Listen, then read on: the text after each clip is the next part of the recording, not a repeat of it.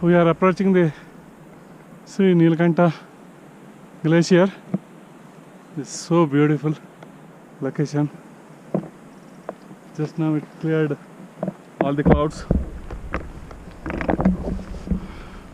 We are at an altitude 3635 meters high. So beautiful location.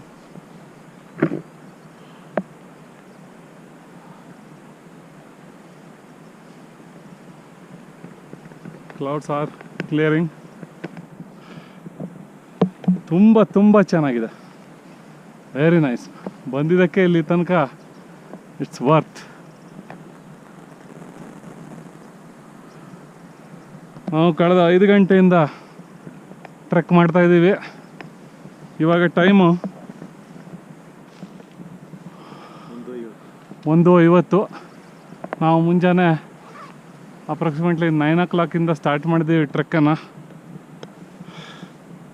ಇಲ್ಲಿಗೆ ಬಂದು ನಿಂತಿದ್ದೀವಿ. ಮುಂದೆ glacier ಹತ್ರ ಹೋಗಿ ಬರ್ತೀವಿ. ಧನ್ಯವಾದಗಳು. ಜೈ ಭೋಲೆನಾಥ್.